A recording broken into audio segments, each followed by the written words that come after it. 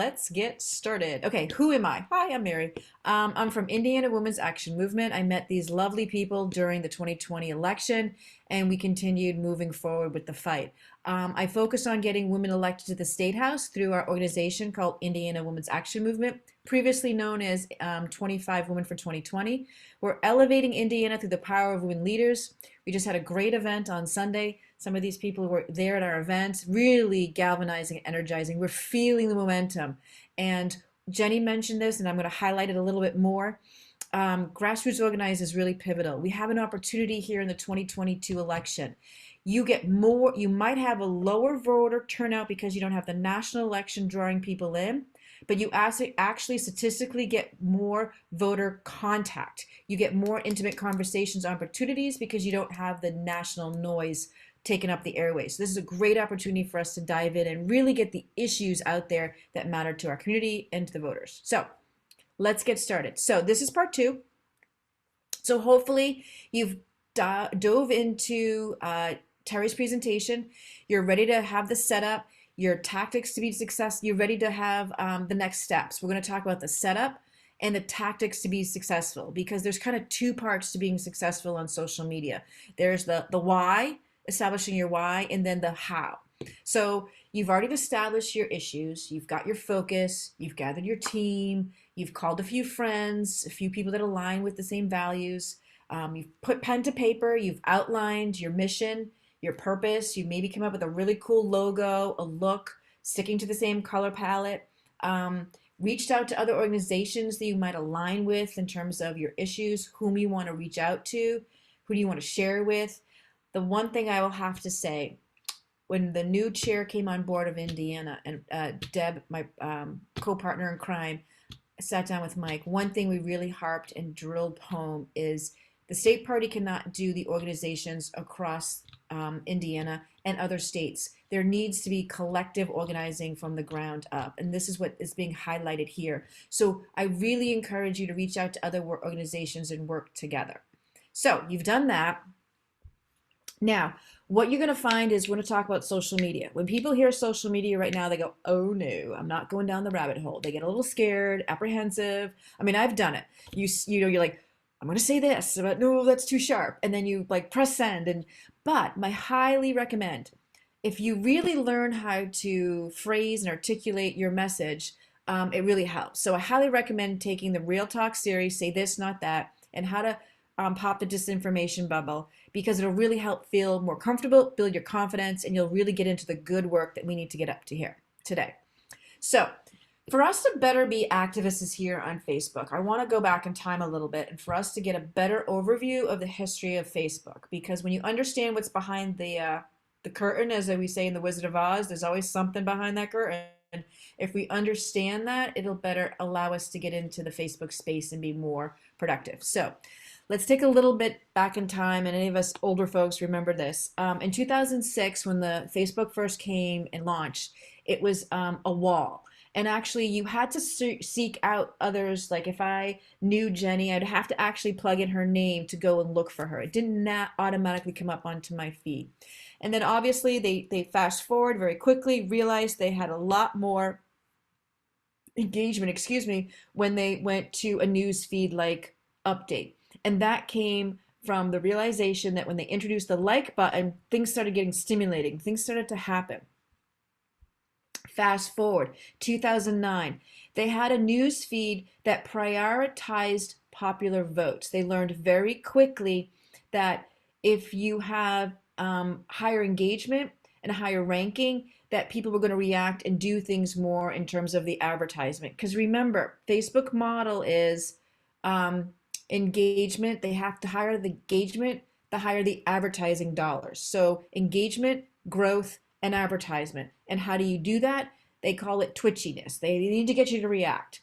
So what they did was they weighed your reactions. So they take your 50 most people you react to and they put you in a bubble, okay? And that's where you get those clickbaits and the shareables, and they prioritize your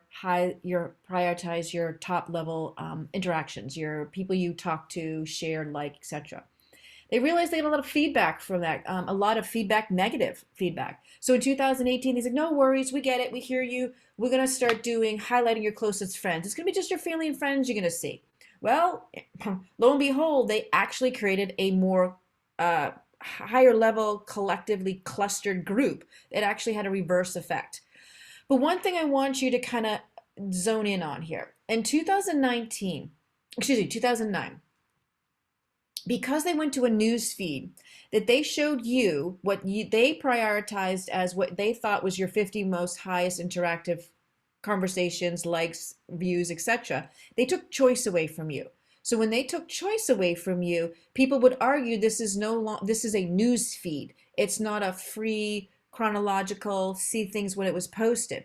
That's where you get the Section 230 argument. I don't know if you've heard about this in the news, where Facebook does not want to go anywhere near Section 230 because Section 230 protects them from not being a news organization. So therefore, they're not liable for things that come onto their Facebook feeds, and they're not liable for all that disinformation. So why we keep hearing Section 230 is they're protected because they're not liable for being a news organization. So that's really kind of important why Facebook likes to sit exactly where they sit. Okay, this is kind of a little bit of a look under the hood. Why is this important? Because this is what's happening in Facebook. This kind of looks like a brain, your impulses. This is the clusters that have happened or been organized in Facebook. And you can see the circular red with that green and the blue. That's what's happening. You're in those clusters. And how do we get people out of those clusters? They call it the forbidden triad. They did this on purpose, folks. This is not a mistake. This is what they want to do. And when they have a triad and they call it this is a psychological component to this. When they have that third person, that weak link, it closes the triad. It closes off the triad. It keeps people in their niche and allows for that disinformation to circle quite quickly. As you can see, when I circled the pink and the blue, you see little breakaways, but it's hard to break away. People get stuck in their clusters. So what are those clusters? Those clusters are connected by similar demographics, social and economic status, ideas, interests, likes, but they do have a weak tie. The way I describe it is when you think about friendship of three people. You have a really strong friendship with one other person, but the third person is kind of friends with both, but not really.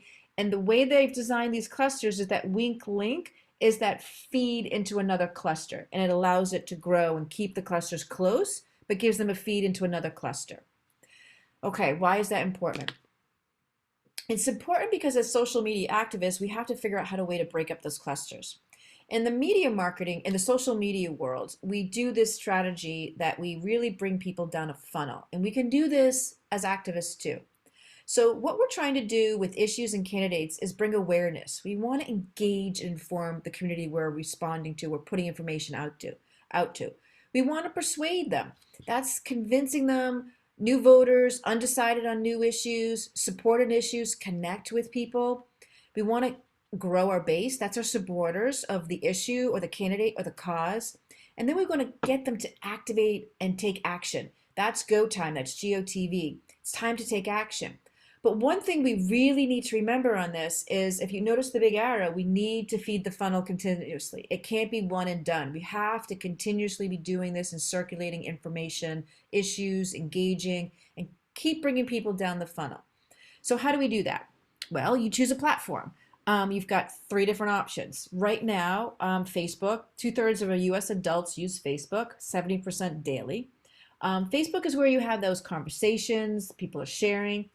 And the key pivotal component is we all know the billions of people are on Facebook. 1/3 of Americans do get their news from Facebook. So that's why it's important for us to be on there and to see how we can counteract that, because that's where people are getting a lot of their news. I'm sure we've all cringed at one point where you're in a conversation with somebody. It's like, oh, where did you learn that? Oh, it was on Facebook. You're like, oh, okay. Twitter. If your organization has a younger and a middle-aged user, you want to be on Twitter. Twitter is 16% of people are 50 or over. You really use that for breaking news. A lot of journalists are on there. A rapid response, when the infrastructure bill was passed, Twitter lit up like a light bulb. That's where you see a lot of quick information come across. Now, Instagram. 55% of users are 18 to 29-year-olds. So if you have a lower voter demographic, you're trying to pull out the younger voters, you need to find a way to be on Instagram. And we'll kind of go over that. 11% are 50 to 64 years old. It's a place to really do the storytelling. And I would highly recommend that if you have a candidate or cause and you have somebody in your group that really does this well, Instagram is a really good place for that, because we know we want to get into the emotional elements of what's happening, issue-based, and stories are a great way to do that. It has a shorter shelf life, but if you are going to be on Instagram, you want to definitely, it's someplace you need to be there in a more frequent-like way to get into the algorithms. So how do you set up your Facebook page? Because how many of you, I'm sure if I ask for a show of hands, you've been in a Facebook group or on Facebook and you see a great post, but you can't share it. Well, that depends on how the Facebook was set up. So let's take a look at this. And I'm going to take a quick sip because I'm in a lot of meetings today. So thank you. So Facebook. First of all, if you're going to set up your group, you need to first have an individual Facebook page. So you have your individual Facebook page. From there, you have to make some executive decisions. Am I going to have a Facebook group that's open? Is it going to be a membership upon approval? Or is it going to be membership by invitation? Get your group together, they're your leaders of your group, and decide how you want to run your Facebook group. I will say, in terms of beating the algorithm, if you do a group Facebook and you make it public, if this feels comfortable to you, you do have a better chance of beating some of the algorithms the way it works on the back end. So if you're a candidate and you're official, you do have to, it's a federal regulation, you do need to have an official Facebook page, and you do need to go under the category section and select political candidate for a campaign. And a politician also needs to have a separate one if they're an elected official. So with that said, a few sidebar notes. Posts only show up on people who are part of the group, okay? Private Facebook groups have limited ability to share content. That's why you always have people going, oh, I can't share this because it's a private group. You can't put it out in the public. So decide what's comfortable for you. How much monitoring do you want to do? And share your group. I highly recommend really talking about with your group whether you want to be both private and a public group. Where do you want to sit? What space do you want to sit in? Once you set up your Facebook page, it is hard to go back. So do your homework, talk to your group, what's going to be most comfortable for your cause and your organization. So setting up your Facebook page, you need to log into your first your personal account. Once you go there, you'll see the toolbar. You can click create a new page. From there, you will select your category because you've already done all your prep work. At this point, you're dropping into Facebook and setting this up, your look, your logo. I will have to highly recommend, I've been on Facebook pages where this was actually a political candidate that asked me to be friends on Facebook. And I was like, oh, I haven't heard about this candidate. I immediately went on to their Facebook page. I didn't see their why. That's why it's so important, the prep work that Terry's gone over. People are going to go look at your Facebook page, your advocacy group. What community are you? And then put in all that information. This is where all that prep work is going to get plugged in. Add your name, be specific. Add all the details, like I just mentioned, your organization, your why, really gives people an understanding of who they are. Because remember, the value here is creating that collective community online. So this is where all that prep work goes into place. So a few tips to increase your followers. Connect with existing organizations. I cannot say this enough. Building collective communities across various organizations with the same values, political figures will really help elevate all the causes out there. Connect with key community influencers. We know that's really key. We saw that in the Biden-Harris campaign. They had campaign segregates they had. Sorry, I've been talking way too much tonight. Influencers, people who share the same values, because I say this to the campaigns and the candidates that I work with. On launch day, when you are launching your campaign, you need 10 other influencers out there that are going to speak on your behalf. So it gets your information out there. You can do the same thing when you're launching your Facebook page. Hey, everybody go check out this new organization. They're going to share issues on, boom. And that will help generate and circulate and grow that tree of connectivity. Connect with other pages. Use video. On the video space, it's no longer just using video on the algorithms. You want to use video with a longer shelf life, a longer, not for 30 seconds. You want to kind of get up to a minute. How do you do that? You hit on your issues with emotions. So use videos, and you want to get people to engage with those videos and stay on there longer. If you want to see a video that's really done well and get a really good inspiration, if you look at the Oreo cookie advertisement, go Oreo cookie um, video. I'm going to blank out. And if I don't remember that it asked me at the end. It came out during Pride Month. So Oreo Cookie Pride Month. It's about a father and daughter. It's really, really good. And you stay on that video because you want to know what happens to the father-daughter relationship. So that's how you can really get inspired. Invite other people to like your page. Influences, again, I can't stress it, can be really important in increasing your impact, your look beyond the political sphere. But do your research before you invite and connect with influencers because you want to make sure you're aligned with your values. Okay. Another thing people want to do is really, once you get to 25 likes, you want to set up a vanity Facebook page. If you look at our Instagram and our Facebook page for Indiana Wham, you don't see all this blah, blah, blah, blah, junk across the top. You see Indiana Wham. Why is that important? When people look for us on Facebook, A, you get higher in the Google search, and it's much easier for people to find you and for you to create your community. So once you get to 25 likes, you will see a field. Under the About tab, you will see a field, create username. You can click on create page at username. You have to make sure that the username is taken. So obviously you can't take Biden Harris because that's already been used, or you couldn't take an elected official that's already out there. You have to check for the availability and set up your user page. Really good way to increase your searchability. Instagram. Also, remember I went over if your demographic is on Instagram, especially if you're going after the young voters, and I highly recommend you please do go after those young voters and young issues. One of their top issues is environmental issues. Back in Massachusetts, the learning from, I'll kind of age myself back into my old world in Massachusetts. I'm a Kennedy Bostonian, and the big thing in Massachusetts, which is connect back to our younger voters, was Ed Markey was running against Joe Kennedy. Joe Kennedy, to me, and my mother and father are staunch Democrats. A little story here. My dad was like, "Oh, you don't get against the party." My mom's like, "But he's like, Joe, it's Joe Kennedy. I'm going to vote for Joe Kennedy." But the younger voters, you had two Kennedys going into the primary for a Senate race. The younger voters no longer knew who Joe Kennedy was. The legacy of Kennedy is no longer that elevated. But what ended up happening is Ed Markey won on environmental issues, the 18 to 29-year-old voters. They actually swung his voting and kept him in the Senate seat that he was in. So that really showed that the environment mattered to them and the younger voters came out. So it's really important to decide who your audience is because this stuff is really going to help elevate your issue. So when you create your Facebook page, moving into your Instagram, create a new account. You want to put the same exact thing on Facebook. It helps with the search information, same photo, same why, all of that. It's a little shorter opportunity to put your why, so be more precise. You want to make sure your Facebook page is converted to a business page because it allows you to get into the analytics to see who's liking, how many people are going on your page, etc. So when you connect, really simple tip, connect Instagram to Facebook for ease of use. So to help out with your timing on putting out these posts, you can post on Facebook. If you've connected the two pages, boom, you don't have to do twice as much work. You're not toggling over and redoing your project again. So you want to go on your Facebook account settings. It gives you the opportunity to do that and just follow the instructions. It'll lead you right into how to connect the two.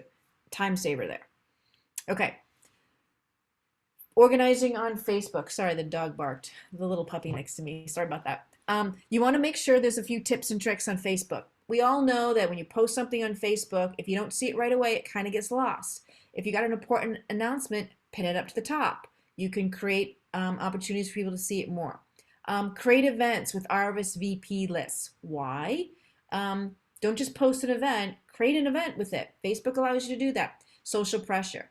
I know I've done it. If I say, "Oh, this event is happening. I've never heard of this organization. Oh, Jenny's going. Must be good. I better go." So that really adds to people's opportunities for signing up. Do live events. Live events really help you break into the algorithm. And save yourself some time. Schedules posts. When you post, you might not have noticed this if you didn't look, but when you post on social media, where it says post, there's a little clock to the right. You can click on it, pick a time of day when you post. It helps save time. Now, what you can also do is get into a rhythm. In the social media world, in the marketing world, a lot of campaigns, you'll see this. You'll see they'll give a special tip on Monday that's aligned with their brand. If they're a running company, they'll give shout outs to all the fun things that happened over the weekend.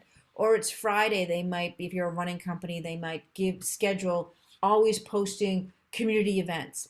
Find a way to keep your page organized, and you can pre-schedule your events, you can pre-schedule your posts. You might have Education Tuesday where you're writing about all the special issues that you're following, and you are the hub for Tuesday. Oh, I want to find out what happened with A, B, and C that aligns with your organization. And going back to that funnel we talked about before, you're bringing awareness and you're training your users to keep coming back to you for whatever reason. Publishing tools are really helpful for this too, because it with the more details and option on the business page, it allows you to see what's successful. What do I mean by that? I'll go into a little bit more details in a minute, but certain times of the day you'll find it's better to post things, and by scheduling things in advance, you'll start to learn the rhythm of your community. So that's really, really helpful. So know your goals when you're posting. Having been in my prior work, I will be coaching and developing people, and they'll say, hey, I did X, Y, and Z, but it didn't work. And I said, well, what was your goal? Well, I'm not sure. We were just told to do X, Y, and Z, you know. So if your goal is awareness, you need to be looking on your post and say, okay, did I get a volume of likes? How many people did I reach? What was my exposure? Okay, great. I wanted to get awareness out the issue on this issue. If your goal is engagement, meaning you want to see how people react to a post. For example, you might be working with a candidate, or you might be trying to find out whether how important education is in your community. What we're learning in education right now is all the test scores have come back from last year, and people are going, whoa, these students are behind. It's becoming more apparent that they're behind in areas that there was no broadband for obvious reasons. So if you put some issues out there, you want to see what sparks people's engagement. Are they commenting? Are they replying? Are they participating? So those kinds of things will tell you that you're engaging your community. Is your goal new fans? So you'll see who's coming to your page. You'll see what kind of posts spark these type of reactions, and you'll start to learn and get into a rhythm. So you want to be aware that awareness, if that's my goal, to get more people aware about this issue, look for these types of indicators. So it's really helpful to know what your goal is before you go into posting. Posting goals. I want to take a sip again. Okay, I've been really talking too much today. Okay, before I go over this, show of hands, or I'm sure you all will shake your heads.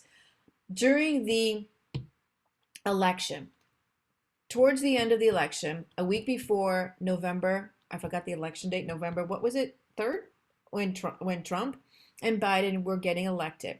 Facebook turned off, and so did Twitter, and all the social media turned off paid political advertisement. It was getting too volatile, and that was the decision they made. Okay, so they turned off, and they turned it off till December. People in the Georgia runoff race were like, oh, goodness gracious, what are we going to do? Paid advertisements turned off. You know what they're saying in their heads. They're like, oh, but what did we learn from that? There's a term called organic reach in the marketing world, in the social media world, and political space too. For a candidate or an issue or cause to be successful, you need to hit it on two fronts: paid advertisement and organic reach. Organic reach is us. What happened is Duke University came out and they did a study during that lag time that social media was shut off for 5 weeks. What they found was the disinformation that was circulating around social media did not go down. The reason why it didn't go down, because the organic reach is just as powerful. So I really want you folks to hear that, because this is a very important work, because that's where, Terry and I were involved in the Biden Digital Coalition. What we really honed in on that was organic reach, to get those messages out beyond the paid advertisement. So basically, organic reach is just that, unpaid content to reach the users. How you do that is just like what we're talking about tonight, using pictures, graphics, photos. If you're just going to put verbiage out there, people are not going to read it as much. Again, using influencers, using hashtags. If you're putting about there about a candidate or an issue, tag another person. If I was going to an event and I'm going with Kaz and Terry and Jenny, I'm going to make sure I tag all their names because then I'm going to get into their feeds and it's going to expand and grow that tree and that wire. Comments are good.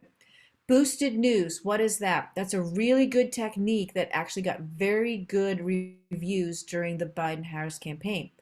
So so basically what that is when you take a quote out of a news article and you're talking about an issue, you take a quote out of a news article, you copy and paste it that aligns with your values and your issues, and then you put the link to the news article in your feed. That's boosted news. So you don't always have to create your content, but you're doing good news articles. And there's, as you will, if you take the disinformation, we'll dive deeper into why that's even more important in combating disinformation.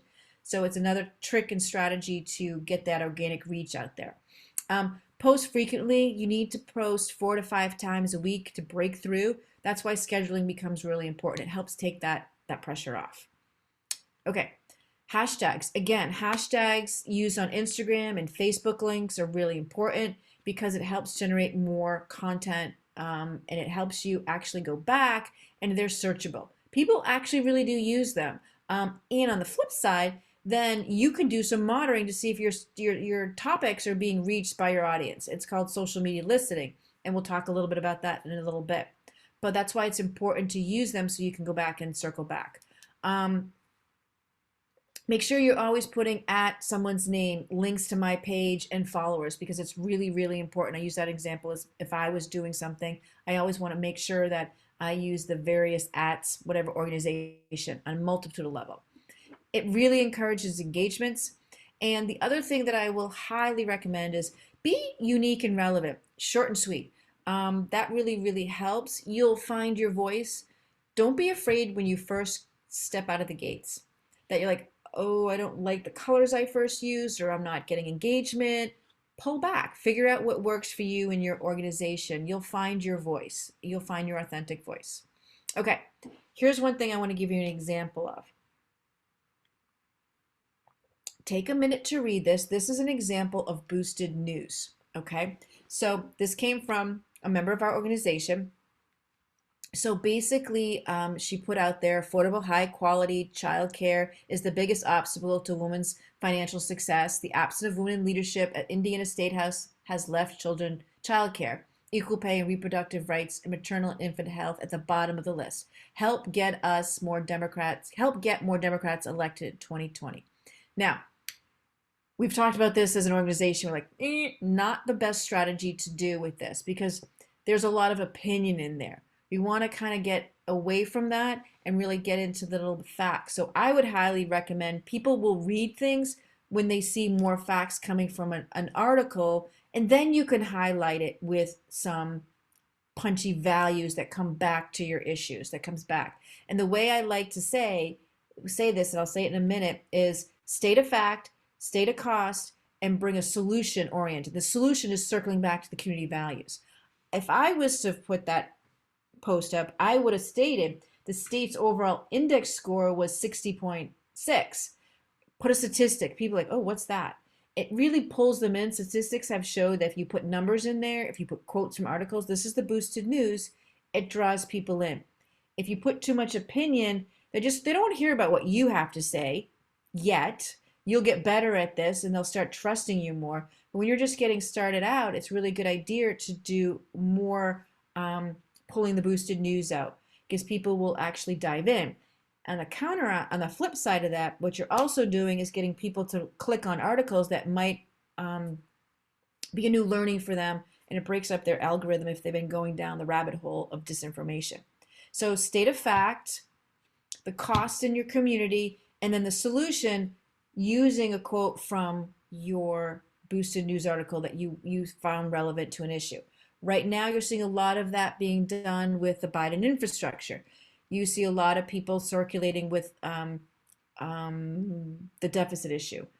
Biden is not going to raise the deficit. You see a lot of disinformation about that. So it's a great way to talk about how that's not true when you use this technique. Okay, now the good stuff. So you set up your page correctly. You know who you are, you've done all that back end work. So how do you know what you're doing is working? So the demographics of who likes your page, the best time for posting is really important to know, to learn about, best time of day to post, what time of week to post, number of interactions with a post, how many times the Facebook pages view. You really need to dive into some of these metrics because you'll find that, for example, when I was working for an organization, we had two audiences. I used to work for Lululemon Aviva, which is Lululemon's young girls line. So our key demographic market work too was mom and then our 12-year-old tween. Now mom holds the purse string and tween loves our product. So we had to do different posts at different times of day because tween gets on at 2:30 when she leaves school. Mom gets on at 9 o'clock when she's come back after drop off, or the 5 o'clock hour. So you have to kind of know who your audience is and when's the best time to post. You kind of learn those things. So how do you do that?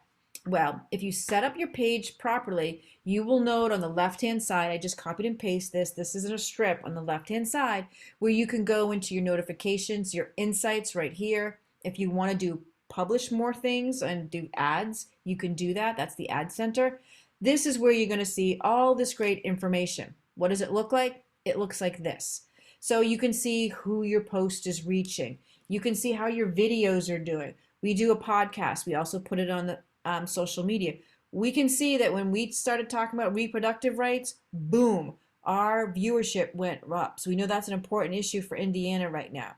When Jennifer McCormick got on there and talked about education, boom, it went up. So you can see what matters to people, how they're engaging with your posts, what time of day. You can click into each one of these squares and take a deeper dive into your posts and analytics. So if you don't have that to the left, that means I don't think I set up my page. You can go back. There are a few hoops you have to jump through, but it is possible.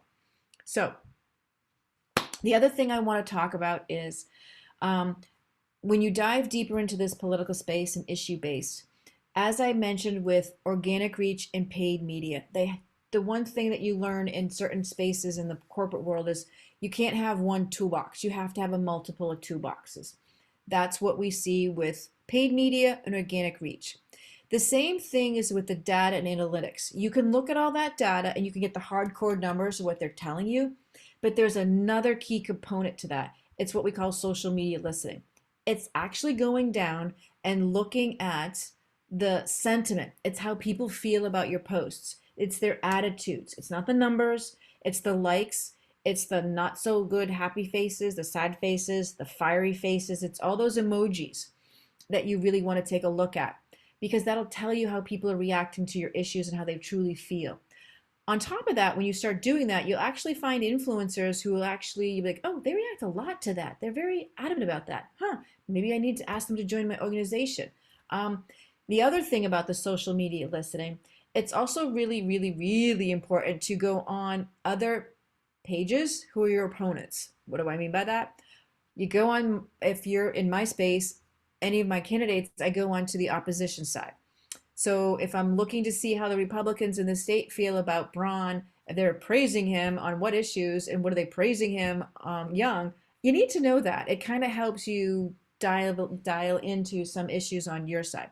So seeing the sentiments is actually really insightful. It's that reaction, it's the feelings, it's the undocumented stuff you don't get with the numbers that's just as valuable. Okay. Next one. Okay, how do you do that? You can do that by just taking notes in a smaller group. You can also connect your page to Google Analytics. Really easy. They have social listening tools there for free. Socialmention.com is another way to connect everything together. And another thing to use, we highly recommend, if you haven't discovered this yet, highly recommend you discover Canva. They let you do free graphics, canva.com. Why is that important? People react more to graphics than they do to words. So if you can create some fun graphics to get your issue out there, it's really helpful. How do you get more information out there? Google Alerts. I've got a slide on that. I'll show you how to set that up in a minute. GoogleAlerts.com. GoogleAlerts.com #. When you go there, what you can do is set up alerts so things are flooded into your inbox so you don't have to search out issues. It really helps you with that process. What you're looking for in all this analytics stuff is how often a keyword is mentioned. For example, if you're doing some competitive analysis on a brand or on a politician, you want to see how much they're talking about gun control, sensible gun laws, how much are they talking about education, how much are they talking about critical race theory. Those are all things that are going to be on the ballot. How likely is the content shared? You'll see some analytics there, you'll be like, oh, now I wanted awareness. I didn't get awareness, I got a reaction. So it kind of allows you to see what's going on in your social media feeds. This is the Google Analytics that I was just talking about, google.com /alerts. Not the analytics, the Google Alerts, my bad.